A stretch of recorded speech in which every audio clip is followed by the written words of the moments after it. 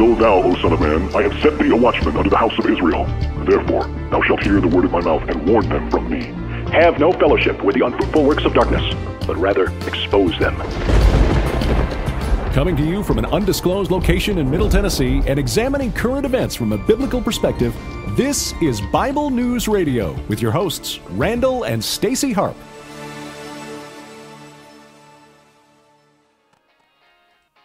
Yeah, it is. It's Monday, everybody. Yeah, it is. I hope you guys had a good weekend. If you don't know who I am your sweet and lovable host, Stacy Lynn Harp. Just so you know. At the beginning of every show, what we try to do is we try to welcome everybody in on all the different platforms we're on. We're on Facebook, we're on YouTube, we are on Periscope. So just bear with us. If you're on one of these platforms, please go ahead and share it out to your people. Because today we are going to talk about some interesting stuff. Yeah, we are. Some very interesting stuff, actually. You know, there's a lot of stuff happening in California that, unfortunately, if it happens there, it can totally spread throughout the rest of the country, which I'm not a big fan of.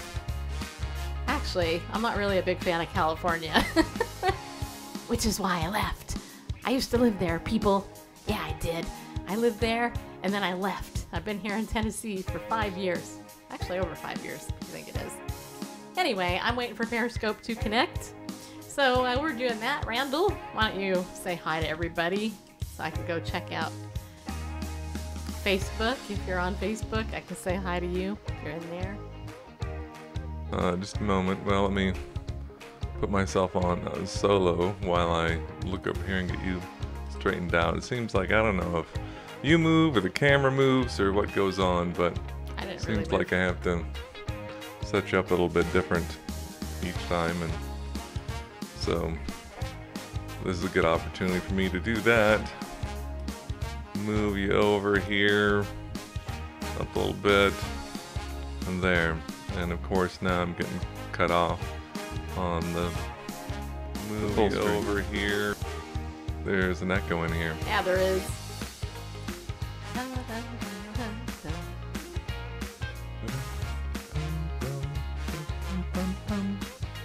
Okay. Hopefully within 3 minutes this will happen, right? Are you having trouble connecting to? Yeah, to Periscope. Periscope's having a lot of issues lately. I don't know. I never have an issue. I don't know. I don't know what it is. I mean, Periscope. I never had an issue. That's okay. Really, and there we are. Select it. Loading. It's loading for me. See that, people? It's loading. Loading.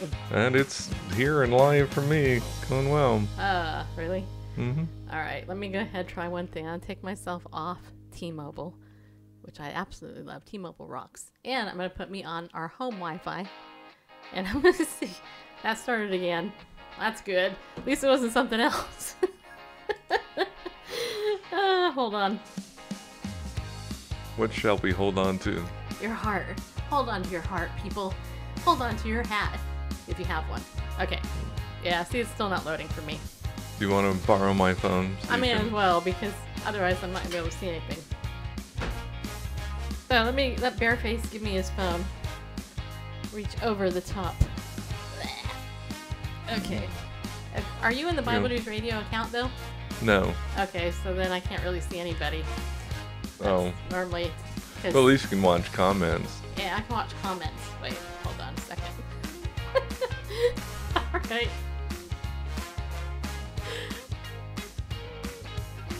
I hope. Wait, can I do this way? Oh no, wait a minute. Uh-oh. Ruh-roh. Now what'd you do? I think I kicked myself out. Hate it when that happens. Well. It is Monday. It is Monday. Where's your Periscope app at?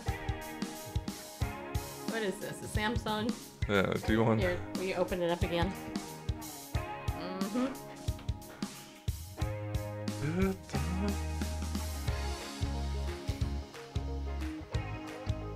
You can't be depressed with this music. Okay. Alright, here we go. Alright. We are across the table from one another. There it is. Okay. There's this delay. It's so funny. All right. Now you can see Mia and Melanie and Magnus. They're all in the thingy. And whoever else comes in, Marty is in there too. All right, people. Okay, so we have a lot to talk about. There's a couple of things I want to tell you. First of all, And Martha Stone is in Facebook. Okay. There. How's that for an abrupt ending of music? Yeah, I planned it that way. Everything I do is intentional for the most part. Okay, so over the weekend, Randall and I, we went out to dinner yesterday. Yeah, we did. And when we were there, we took a picture of ourselves because We could. Yeah, we could. And then we tagged it. 25 years. Yeah. Because we have been married for 25 years Husband and some and odd wife. months. Husband and wife, marriage. And then all of a sudden, people started wishing us a happy anniversary. Which is nice. I appreciate the sentiment, but yeah, there's nothing in it. So there's just some clarity that needs to be brought to us here. Okay. So Or from us. from us. Now, I could use some clarity. I kind of suspected. Coming my way. I suspected. This thing is like. Well, that's not. I kind of suspected. You really shouldn't do that with. Hey, Dr. John. John's here. I know. I'm on Randall's phone. So Sean's my brother. How'd that come up? Wait. Great. Now I can't shut this. Wait. Do I go back? Oh, good. Whew. Anyway, long story short, a whole bunch of people thought it was our anniversary. No, our anniversary is August 15th. If you want to give us a gift this year, it'll be 26 years. You can do that. I don't mind. But I was telling Randall, I said, people might think it's our anniversary when I post this because, it's a nice couple picture of us and, and I'm saying hashtag 25 years and all that. So all these people thought it was our 25th anniversary, which there's nothing wrong with that. It was really funny, right? So then I went on Instagram, Bible News Radio on Instagram, which, by the way, you should go on because I put fun stuff there, I think. And I mentioned what happened and how funny I thought it was and how, as a therapist, sometimes it's fun to mess with people, right? And, I mean, I don't, but I discovered many years ago, if you just say things like, today I'm 49, for some reason people go, oh, it's your birthday! And I mentioned it yesterday that I was going to do it today, and just to make a point, to prove that if people just read that, and I put today I'm 49 with a smiley face as my status update. Sure enough, within 7 minutes, somebody wished me happy birthday. It's still going on. And it's funny that it's on Facebook where they would get a notification if it was your birthday. But so, yeah, I'm a prankster. Well, it's not so much that I'm a prankster. It's just that it's human nature, right? In fact, I went to pickleball today, and people are like, is today your birthday? Wasn't yesterday your anniversary? Like, no. It wasn't. I never said such a thing. It was funny. And nobody's gotten mad at me about it because, they all think it's kind of funny because they're like, oh, yeah, that's what, yeah, anyway. Why would they get mad at you for them reading into things? I know, right. I know.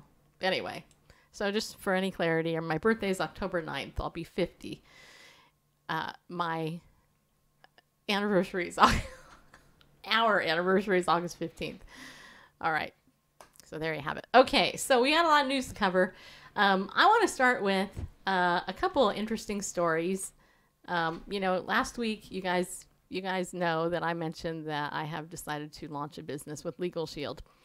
And so because of the nature of identity theft and how rampant it is, I just got to tell you a couple things that happened to me personally over the weekend as I was setting up my Legal Shield identity theft thing. And Randall can testify to this because he was there. He saw it all. And I actually videotaped it, but I can't show it to you because it has somebody else's info in it, which, would violate his stuff. So I went into the platform. It has all these different things you can fill out, like social security number, websites, email, your bank account, all your credit cards, all that stuff, right? And within, it wasn't even a whole day. It was within a couple hours. I get this alert from ID Shield telling me that there's some problem on my email. So I was like, huh.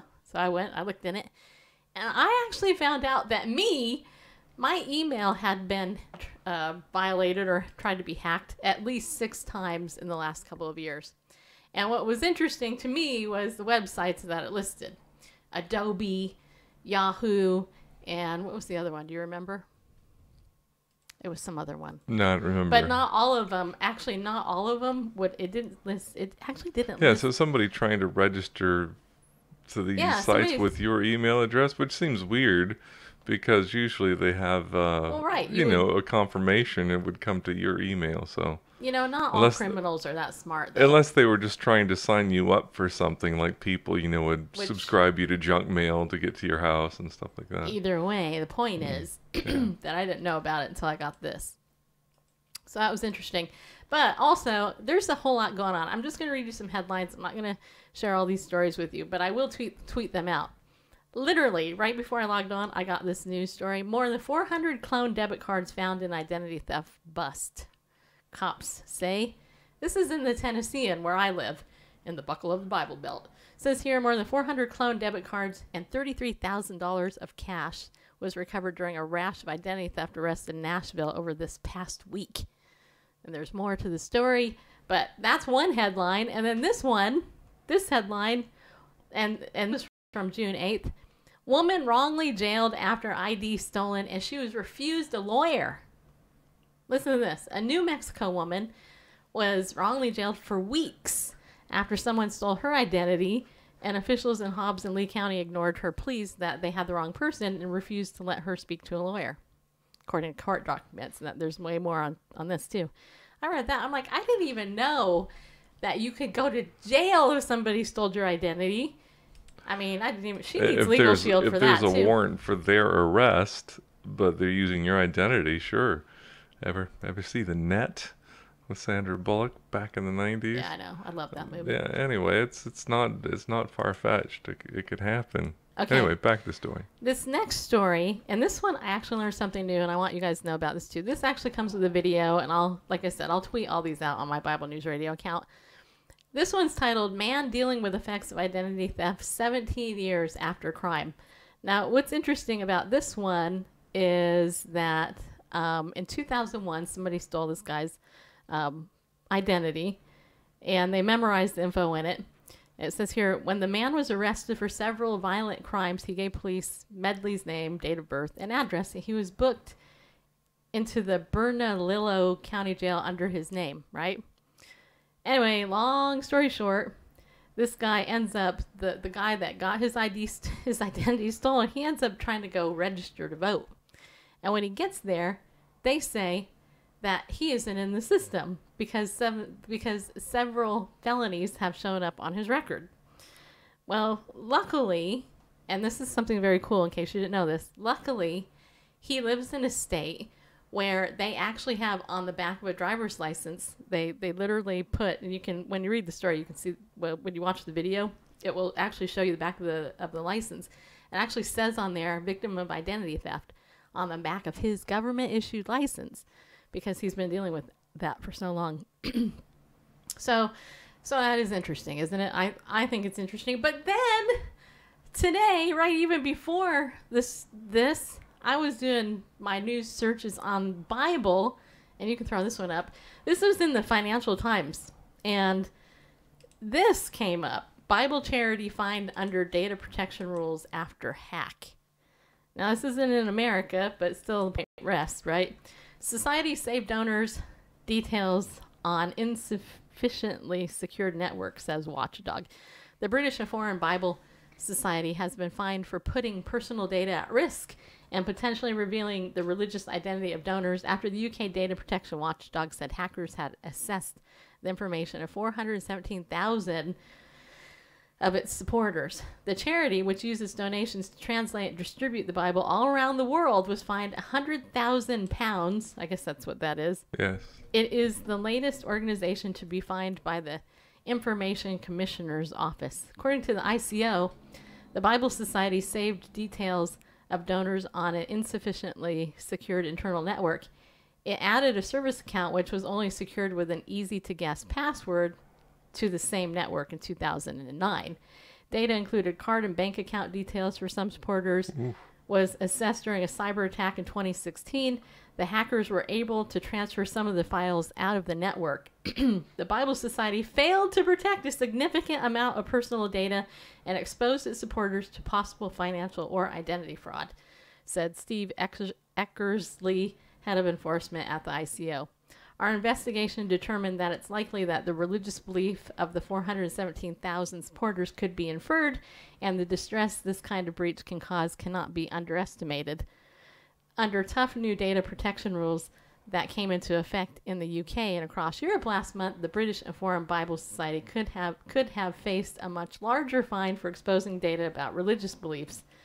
The General Data Protection Regulation requires companies to ask for explicit consent to process data on personal info such as race, ethnicity, political opinions, religious beliefs, trade union membership, or sexual orientation, and to report data breaches within 72 hours.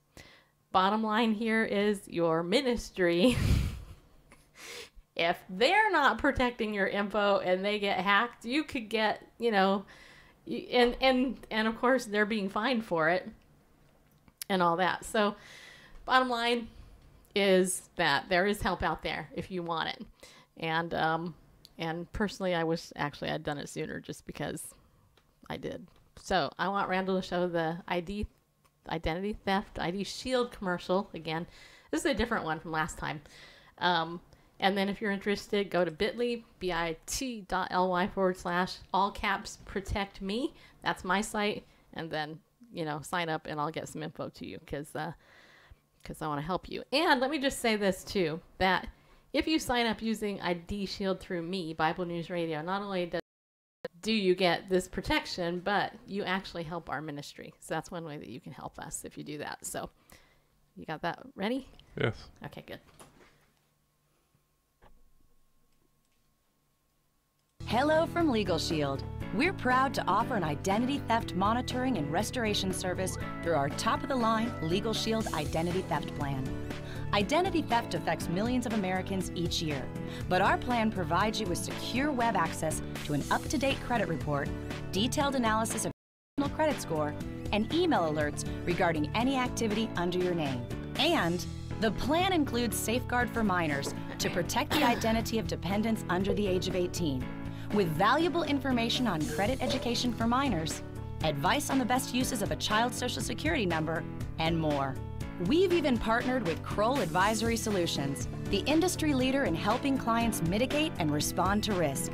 So in the unfortunate event something does happen to your identity, you'll have professional help in getting your identity restored. And when you provide Kroll a limited power of attorney, a dedicated licensed investigator will do restoration on your behalf for as long as it takes until all resolvable issues have been addressed.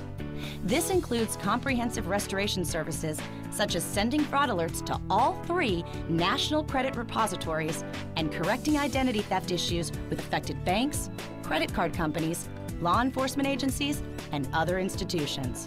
Legal Shield Identity Theft Plan covers you, your spouse, and with Safeguard for Minors, up to 8 dependents under the age of 18. Arm yourself and your family with Legal Shield Identity Theft today. Legal Shield. Worry less, live more. So there you have it. Okay, so again, go to bit.ly / protect me, all caps, okay? And we'll go ahead. I'm going to send out email later today because I forgot to send it out yesterday. I know, my bad. So it will be in my email too, all right? And I think Randall's going to put it on our website as well. Right? Sure. Okay, good. Okay, so what is the title of this show? Something about California assaulting foster kids? Yeah. Yeah, they are. California's so evil. Evil people live there. Yeah, they do. That was supposed to be funny, okay? Because I know lots of people that live there. I don't know what my problem is. Okay, so let me read the latest. This comes from Liberty Counsel. And tomorrow is a big day in California, you guys. So let me read this. The California bill AB 2119, which forces puberty-blocking drugs and sex change operations on foster children, will go to the Senate Human Services Committee tomorrow. Ooh, I just saw something. That video that you shared with me? Yeah. We should air that. It's on my timeline if you want to find it. Because that doctor's, she addresses it really good. Yeah. All right. Okay. Meanwhile, I shall finish what I'm reading here. Okay. AB 2119 mandates that foster children with gender dysphoria can only be treated with puberty-blocking drugs, quote, sex change, unquote, operations, and counseling that affirms their gender confusion. The bill specifically prohibits any individual from, quote, subjecting a foster child or non-minor dependent to any treatment, intervention, or conduct that seeks to change the foster child's or non-minor dependent gender's identity. Okay? This bill would, upon the request of a child or non-minor dependent or his or her caregiver, attorney, court-appointed special advocate, or social worker, require the county child welfare agency to ensure that the child or non-minor dependent has access to gender-affirming health care and gender-affirming behavioral health services, which are defined to mean health care or behavioral health services that respect the gender identity of the patient as specified. Therefore, according to AB 2119, no counselor, parent, foster parent, or social worker can tell a confused little boy that he is a boy or a confused little girl that she is a girl.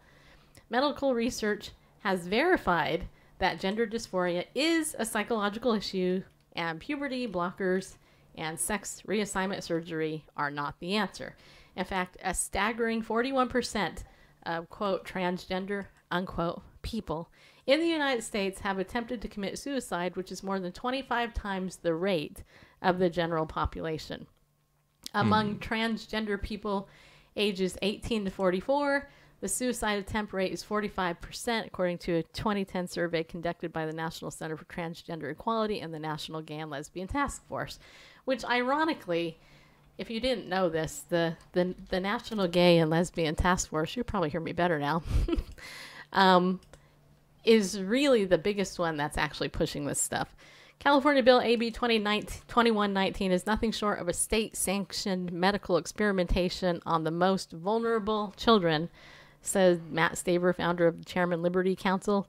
Foster children are already struggling with crises in their young lives, and engaging in what medical professionals have called child abuse only increases the trauma.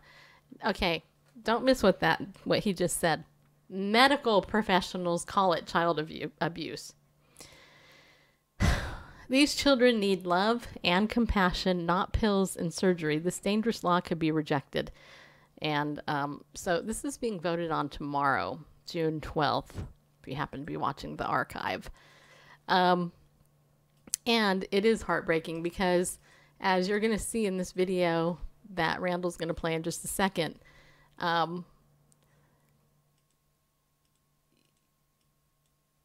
unless it's tied to gender identity issues, you can't give a kid surgery without parental consent and some other stuff. I mean, it's ridiculous. And this doctor, I guess she's a gynecologist, right? No, a pediatrician. She's a pediatrician. Okay, so she's a pediatrician. All right, so this pediatrician, I don't think I've seen anything better, well put, than what she said. So I don't even want to mess it up. But just let me know when you're ready, okay? I will. Of course, the scuttlebutt is that, and I could probably put myself on screen, but hopefully just my voice will do. You know that deep, handsome voice from beyond the microphone is Randall Pandle Bareface. Yeah, it is. Hey, Martha. Okay. And I know Denise was over there too as well. Anyway, the scuttlebutt surrounding this video is, she's a spokesperson for this conservative organization, the Association of, I forget what it's called. It's basically Conservative Association Pediatricians. Is like shock, and therefore it is not valid because she's so biased. Well, like the Gay Lesbian Task Force or whatever, they're not biased. Right. the only opinions that are are tolerated are ones that, agree with. So I think that's nuts. Anyway. All right. Give me a moment. I'm just trying to get a... I thank you all for your patience while my production team and handsome hunky husband does all the stuff that he has to. Those many clicks of the mouse. Well, it's they do the work. He is so brilliant and manly and muscular. And it's just that it's a square format video, for social media, and we're in a rectangular format here. It's kind of meant for us. So, and I'm just trying to get something that looks between decent. A square and a rectangle. Okay, just whenever you're ready. A square is a rectangular. Anyway. But I wouldn't know. I did horrible in geometry and geography. All right. Anything starting with G, not so good. Just so you know. Here we go. Congratulations, it's a boy. Or congratulations, it's a girl. As a pediatrician for nearly 20 years, that's how many of my patient relationships began. Our bodies declare our sex. Biological sex is not assigned.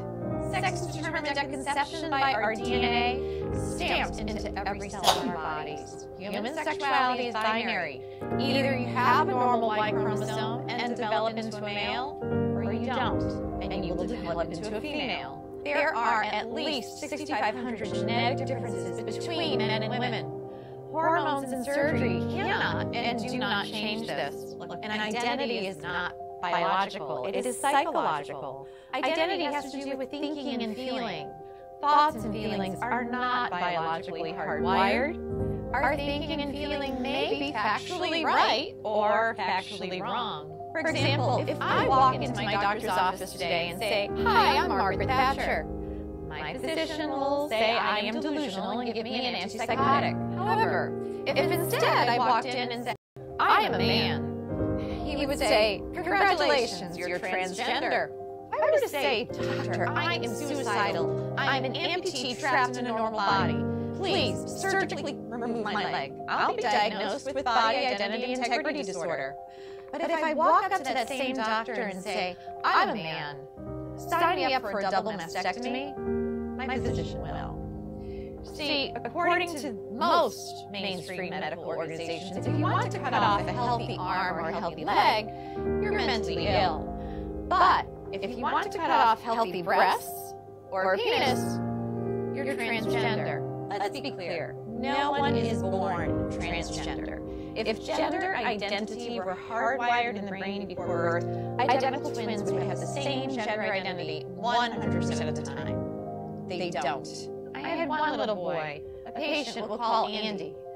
Between the ages of 3 and 5, he increasingly played with girls and stereotypical girl toys and started saying he was a girl. I referred the parents and Andy to a therapist. Sometimes mental illness of a parent or abuse of the child are factors. But more commonly, the child has misperceived family dynamics and internalized a false belief. In the middle of one session, Andy put down the toy truck and held on to Barbie and said, "Mommy and Daddy, you don't love me when I'm a boy." What the therapist learned is that when Andy was 3, his sister with special needs was born. She required significantly more of his parents' care and attention. Andy misperceived this as, "Mommy and Daddy love girls. If I want them to love me again, I have to be a girl." With family therapy, Andy got better. Today, Andy's parents would be told something quite different. They would hear, "This is who Andy really is. You must change his name and ensure that everyone treats him as a girl, or else he will commit suicide." As Andy would approach puberty, the experts would put him on puberty blockers so that he could continue to impersonate a girl. Experts assure us it doesn't matter that we've never tested puberty blockers in biologically normal children. It doesn't matter that when blockers are used to treat prostate cancer in men and gynecologic problems in women, that they cause problems with memory. We don't need testing. No, we need to arrest his physical development now, or he'll commit suicide. But this is not true. Instead, when supported in their biological sex through natural puberty, the vast majority of gender-confused children get better. Yet, we we are chemically castrating gender-confused children with puberty blockers.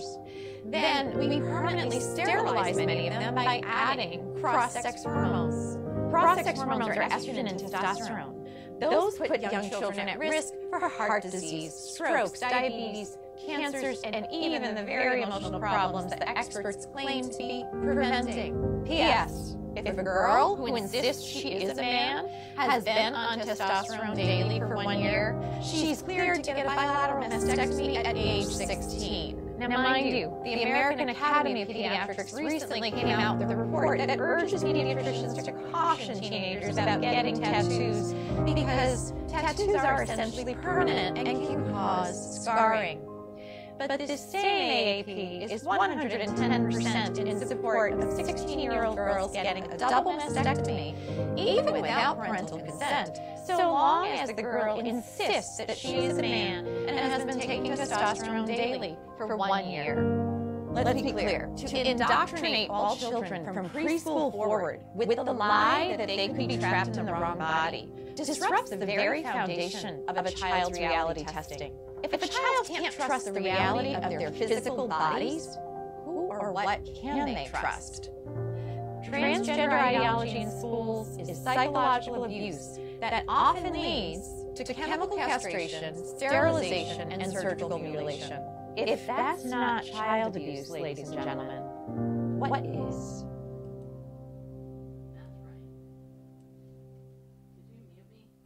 There we go. That's right. I couldn't have said that any better than this lady did. And, you know, I can actually tell you as a therapist, I have a story I actually just came into my mind. By the way, if I'm not saying hi to you in Periscope, it's because I can't see you because I'm in Randall's account because my phone won't connect for some reason, just so you know. But hi, glad you're all there. If you're on Facebook, you got to leave a comment so I know you're there. Hi. If you're on YouTube, thank you for being on YouTube too. You rock. Got good taste, by the way. I should just say, add that into it. Anyway, when I was a therapist in California, I had a young boy come into my office, and he was acting out big time. And his parents were like, well, we don't really know what's going on, and all this other stuff. And I said, well, you know, let me talk to him, get to know the little guy. So it turned out, after a couple of weeks of seeing this kid, I found out that he had an older brother with special needs, okay? And this poor little kid was getting neglected because his older brother was taking the time away from him, basically. And so anyway, long story short, yeah, John, I'll it's on my Facebook page, but if you send me an email, I will see what I can do for you. Okay. Maybe I'll put it in my email. Are you on my email list? If you are, then I'll try to put it in my email. But anyway, the bottom line is that I had this case that went on, and it wasn't until the parents started giving some more affection and attention to this little boy that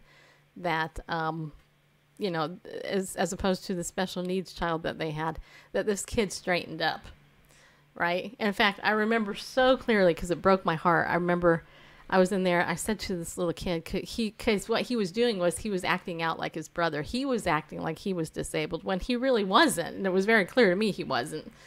And I said to him, I said, "Why are you pretending?" And he's like, "Because that's the only way I get attention." And I'm like, "Okay."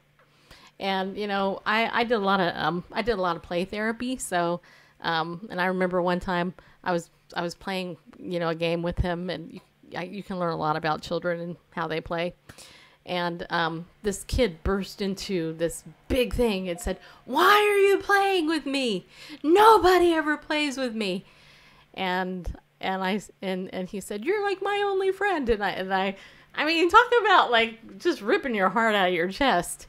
I was like, ugh, you know, but I told him, I said, you know, because we need to help you. And fortunately, I was able to help the parents because the parents were clueless because they were overwhelmed with their special needs kid, just so you know. So how much more so, though, when you add something medical into it, like cutting off a body part or introducing hormone changing, blocking drugs, which can not only scar and destroy the person for life, and often, like they were saying, lead kids to attempt suicide at these astronomical rates. I mean, we have had Walt Heyer on our show a couple times. His website is sexchangeregret.com. And this is a guy who, as an adult, decided he would undergo surgery to live as a woman. He did that for many years, and it wasn't until he became a Christian and was welcomed into the church and had the body of Christ love on him that he was able to fully embrace his male identity that God created him with. Do you want me to turn down something? Try turn down the Channel 7. Channel 7. Channel 7 has now been turned down, people. Just so you know. No, there's still that white noise. It might be your microphone. It probably is, because I turned it up so I could hear. I think I might have a short in my microphone. Maybe. Anyway, I don't know, Randall, what are your thoughts on that video? Because that's a powerful video, for sure. Indeed it is. Now, look, let's take that instance. She talks about the patient she called Andy. Mm-hmm. Now, today... Hi, Jeannie. Just want to say hi. Now, in that case, it was his special needs sister getting all the attention, or most of it, or he perceived all, and his misperceived family dynamics is, my parents only love me when I'm a girl. Right. Now imagine, if these same parents, of course this was, I assume, Andy's grown now, so, the medical climate was more sane then, but imagine then if the parents were encouraged to encourage him. Oh yes, we need to change your name, we need to change your clothes, and we need to insist that all your classmates treat you like a girl. Wow, seventh heaven, he'd had all the attention he wanted. Just the attention from his parents, the special attention from, school counselors and from students, he'd be, get all this special attention. And then, he would eat that up because that's what he was longing for. This especially from his parents and, adults to give him attention, which children need. They need that parental guidance. They need guidance from adults. Because last time I checked, as Paul said, when I was a child, I thought as a child, I spoke as a child. Our cognitively we're not developed yet, and we look to those who've been around longer to, show us the ropes, provide the boundaries, give us guidance.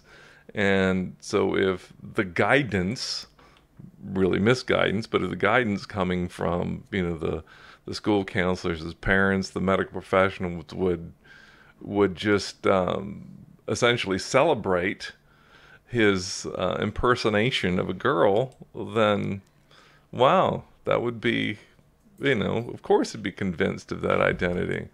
I'm going to say something, and don't be mad at me if you're one of these parents, but I'm not trying to be critical or anything, but let's just say it the way it is, okay? And anybody who's ever done any type of therapy on any type of professional level can already confirm this. Usually when children have problems, it's not the kids. It's the parents, by and large. Usually, not all cases, but overwhelmingly. And I'm going to say why. And it doesn't mean that the parent is a bad parent, but what I am saying is that, especially in these cases, it's clearly the parental issue because they're the one forcing their stuff onto the kid. If a kid has disciplinary problems or special needs and the parent doesn't know how to deal with it or get the appropriate help or can be consistent in it themselves, then that's what the kid knows. There's instability there. I mean, and a lot of it, frankly, goes, and I'm an attachment-oriented person in terms of therapy. A lot of it really does go back to attachment and bonding. If you can't bond with a special needs child, though, then it makes it more difficult for sure. I mean, there's no ifs, ands, or buts about that. That's absolutely true. But you learn things, right? And you learn the consistency of things and to be consistent. And if the parents can't be consistent in something, even when there isn't the mental issue with gender dysphoria, then there's going to be other things. This is why I always say, get a support system, be consistent in your therapy, be consistent in a support group with other parents that have the same issue. get yourself out there and get the help. I just feel horrible for these children. And I, unfortunately, having gone to some of these gay conferences where I actually sat there and literally saw parents who were advocating for their children to get this stuff at 10 years old, I just, yeah. Yeah, John says, I rarely recommend child therapy for that reason. Yeah, because it's not the kid. I mean, kids need therapy, especially if they've been abused in some type of way, I think. But, it is what it is. You know what I mean? So, anyway.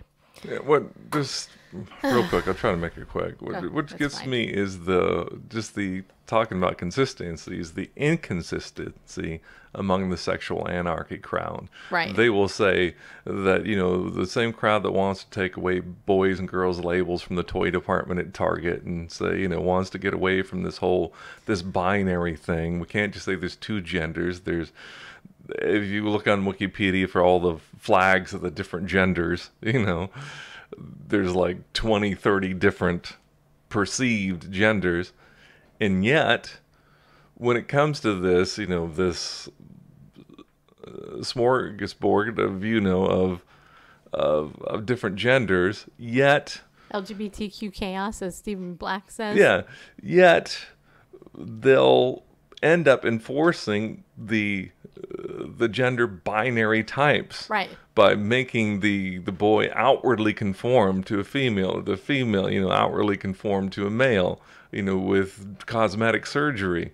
Well, if it's really what you can make it up, or your identity is that you don't want them in these archaic and old-fashioned binary sexual types, why go with these the opposite hormones and all this stuff to conform to one of the two binaries?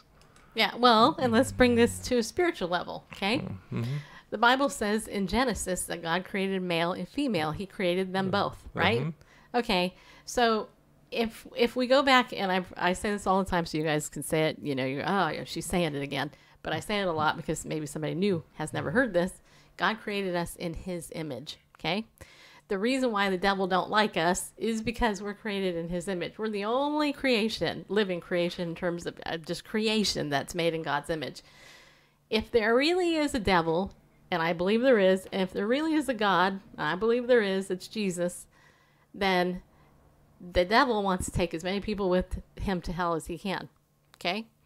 What better way to mar the image of God than to mar his creation that he made in his image? That's the overlying spiritual issue. You bring this to your fellow believers to say, let's talk about this issue.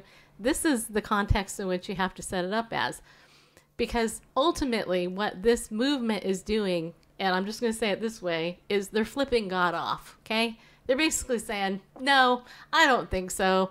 God is wrong. God made a mistake. It's all God's fault. On one hand, and this is where the contradiction comes in, on the other hand, they'll say, well, God made me this way. You see the conflict there? Because it's true. They'll say, well, God made me gay. Well, no, he didn't. You're not born gay genetically. That's been completely disproven. But these same people will say, well, God made me this way, and so I'm gay and Christian, right? But on the other hand, you got the devil who hates you because you're made in God's image. And so he does everything he can to try to confuse you and get evil people with a sinful nature, which we all have, to do bad things to us, to mar who we are, created in God's image. So it's even a contradictory. It's a spiritual battle, ultimately, is what I'm saying. And we have the truth. And, the biggest, I think, discriminated group in America, or probably even the world, are those who come out of homosexuality, lesbianism, and those who have been involved in the transgender lifestyle and who change and they come back and they embrace the God-given identity that they have. Every single cell in your body is the DNA of male or female, whatever you are. God wanted you that for a reason. Okay? He made you because he loves you. He made you that way. And Satan hates it. So what better way than to attack his creation than to have the devil come in here and do it? There's nothing good that comes out of this. The devil comes to kill, steal, and destroy. And he does it very, very subtly and cleverly. And if you can kill a dream, or you can literally kill a body to steal something, if you can steal that person's identity, if you can destroy their self-image, if you can destroy their view of God, if you can do anything in any way, he's actually accomplished his goal. Problem is we as Christians are not armed up enough to actually go, wait just a second, mister. I am created in God's image. But here's the thing. This is where the church has kind of gone a little awry, in my opinion. It's just my opinion. You can take it and leave it. I think over the last 30-something years, the church has been psychologized.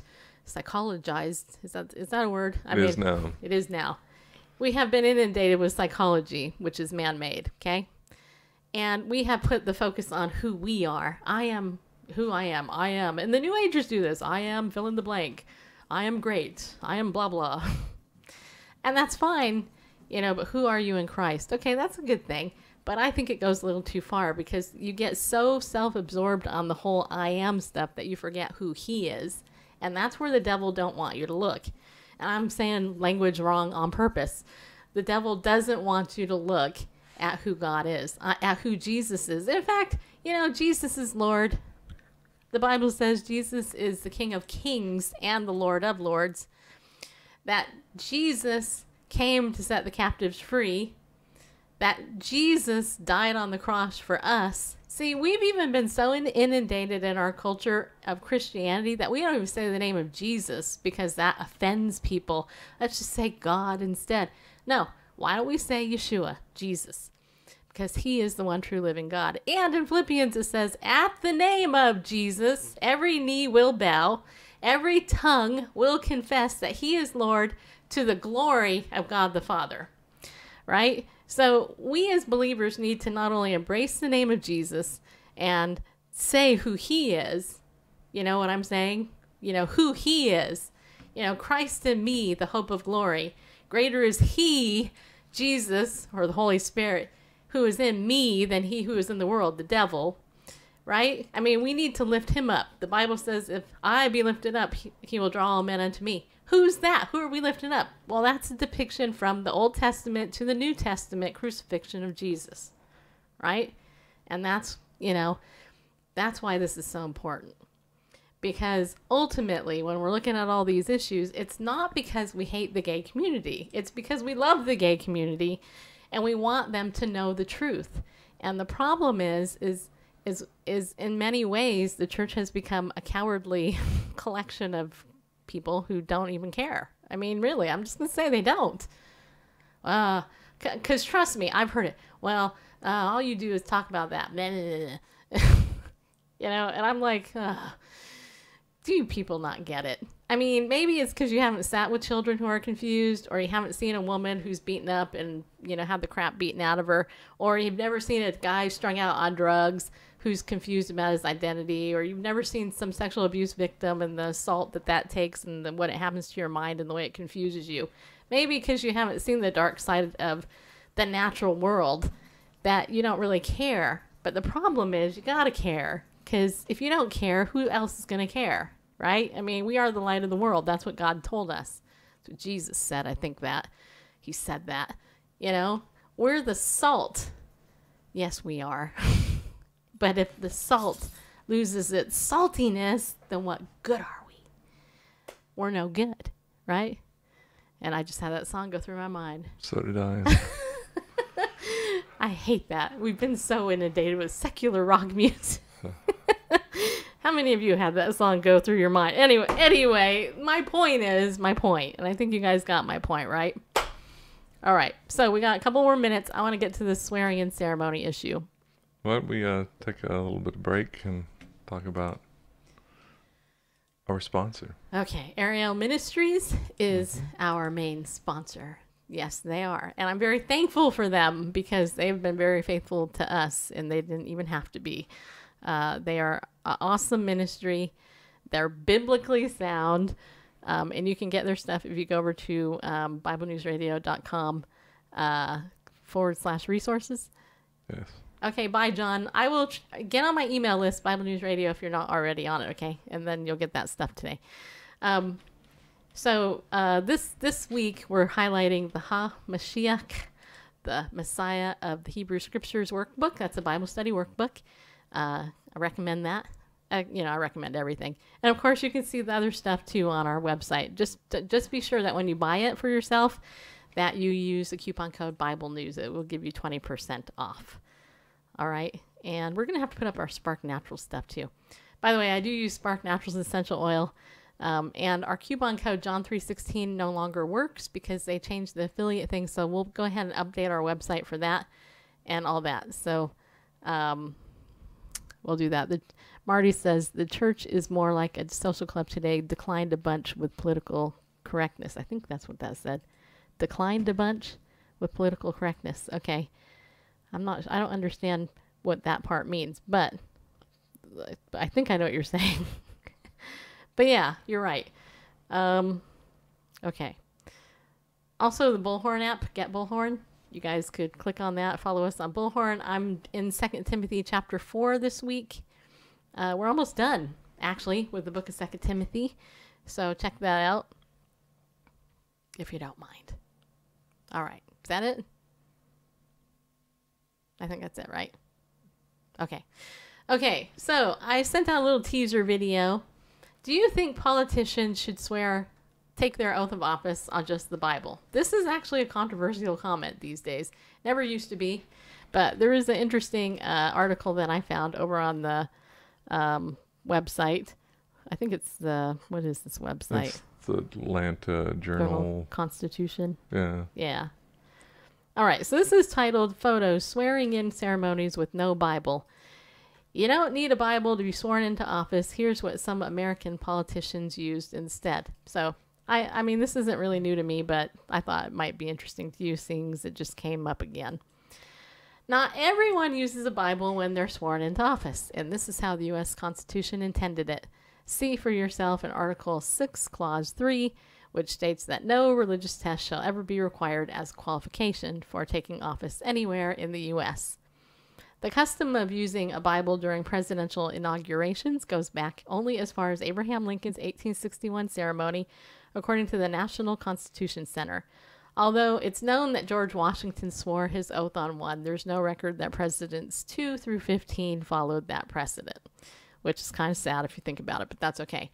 Here's what some Americans used over the years besides the good book to take their oaths.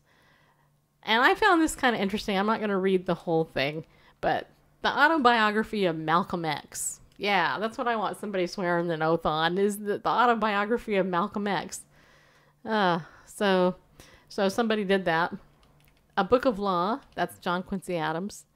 So that, I mean, that makes more sense under him.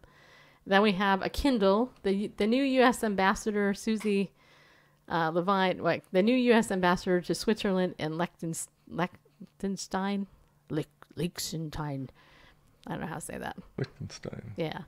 Knew exactly what she was doing when she was sworn in by Vice President Joe Biden. Her son and husband held her Kindle Touch e-reader, which is open to display the 19th Amendment of the Constitution. She later told the New Yorker magazine that, quote, I wanted to use a copy that is from the 21st century, and that reflects my passion for technology and my hope for the future.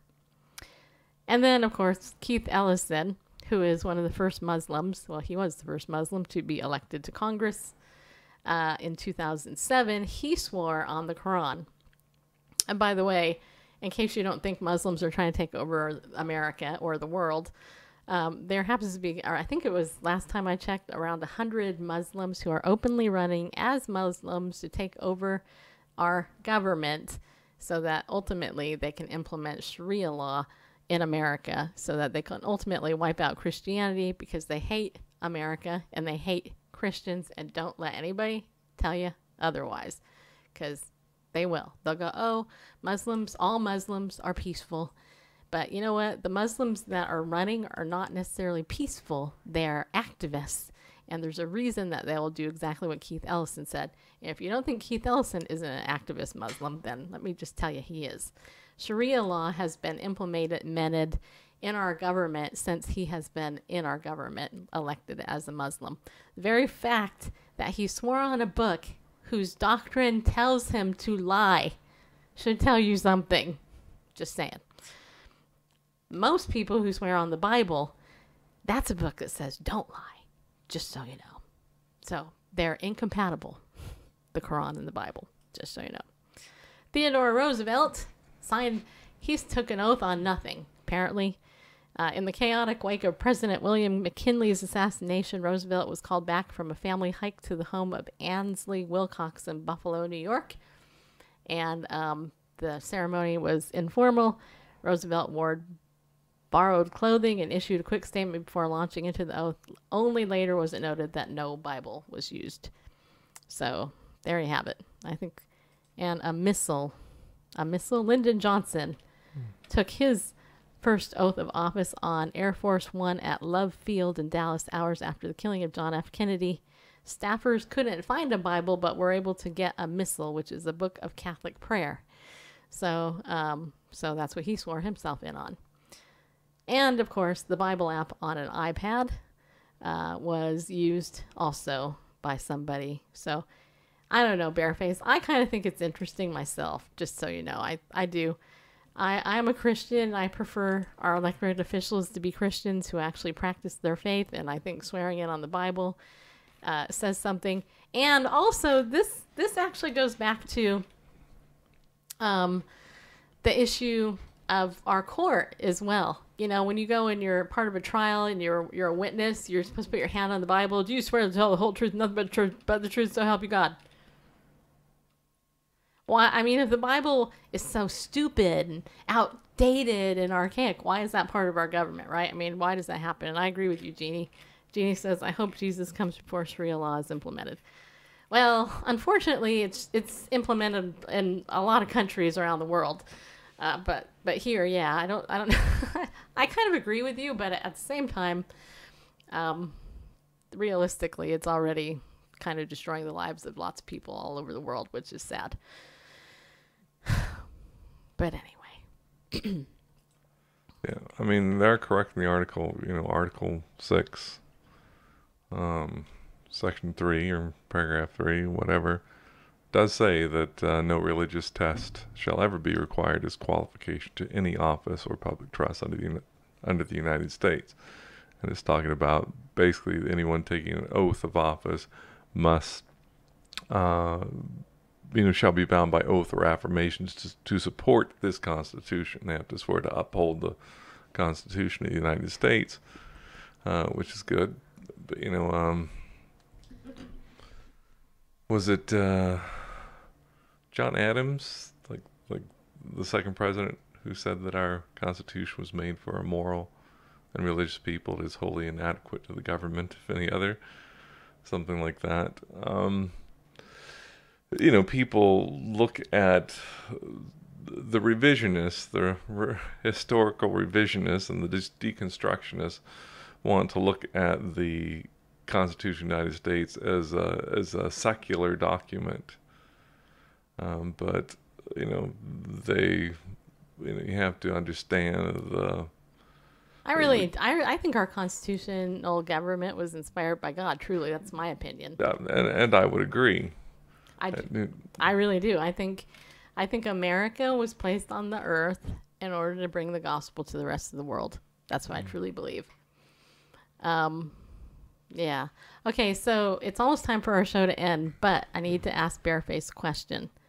Tomorrow, I have a guest from Israel, and he's supposed to be on. Israel. Whoops. He's supposed to be on at 10:30 our time, Central, in the morning.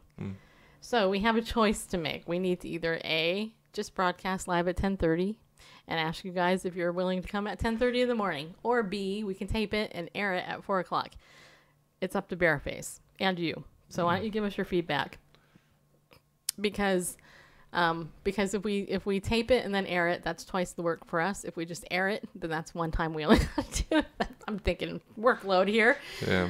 But really, it's up to you guys. I mean, if you don't think you'll be able to come at 10:30 tomorrow morning Central Time, then we can certainly tape it and air it for later. I do have an 11 o'clock appointment, but it's not critical. Okay. Well, the show's an hour, so. Well. Yeah. So what do you guys think? What's your feedback? Because we are not normal media, we are interactive live streaming media, which in my opinion is more superior to regular media. because we have a relationship. Yes, we do. And by the way, did I tell you guys I want a pickleball paddle on Instagram? I can't remember. I might have told everybody on you were wondering when I was going to throw pickleball in here. My friend JR, today I told him I was going to talk about him on the show. So he actually tuned in a little while ago. He's probably not here anymore, but I just thought I'd share. Anyway. Okay, so Jerry says, I'll do my best to be here my time at 11:30. Okay, so you're in the Eastern time zone, then I'm going to assume. Okay, so we got 1 for live. So what are you guys thinking? Melanie says, whatever works best for you. Okay. Well, for sure. Okay, did JR just comment? I think he did. Are you still listening? Hey, you just heard me talk about you, huh? I did. Okay, now I told JR I would tell everybody that he's the nicest, sweetest man in the world. He reminds me of the guy on the Rosarita Mexican bean can. Because he's got... And the funny thing is he's not Mexican. That's the funny thing. He's so cute. Okay, anyway. I love him. Maybe you did. He heard me. See, it came at the end of the show, just so you know. Is that it? 2 people are responding to my question? Come on, you guys. The rest of you guys, weigh in. Weigh in, people. Yeah, okay, let's see here. C. That's funny. All right, well, either way, I have to interview him at 10:30, so it's just a question of whether it's going to be live or taped. So I guess Randall and I will decide. Well, see, I can't do it his time. I can't interview him at our normal show time because it's midnight, and I'm not having a guest stay up till midnight. Okay. All right. Well, I'll post something on Facebook and let you guys know when that will be. Either way. But tomorrow we do have a guest from Israel, and hopefully the connection will be good. Hopefully everything will go good. And all that in advance. So, pray. That would be good. Just pray. Yeah. A cute woman just sent a message to Bareface. That's what it said. Woman cute on the notification I just read. Some cute woman's hitting on Randall. All right, you guys. Don't forget, go over to bit.ly/protectme, all caps, to get info on Identity Theft Shield, ID Shield for short. And support our show that way. Support yourself, honestly. Just be smart. Support yourself. And what else was I going to say? Our resource page on BibleNewsRadio.com. Join that. Oh, and if you want to be a pillar of the community, like JR is, in heart, you can become a monthly donor to our show and set that up through your PayPal account or check, whatever it is you prefer. And that just gives us, a little bit of a cushion so we know that you guys appreciate what we do. So you can do that too. And if you already are a pillar, thank you in advance. I appreciate it. All right. So tomorrow, maybe we'll be live at 10:30. Maybe we won't. It will be a mystery until it happens, people. That's what we're all about here on Bible News Radio. Anyway, is that it? I think that's it. Be bold, people. That's right. Stand up and go with God. You know why? Because he loves you. And we do too. Yeah, we do. We'll talk to you later.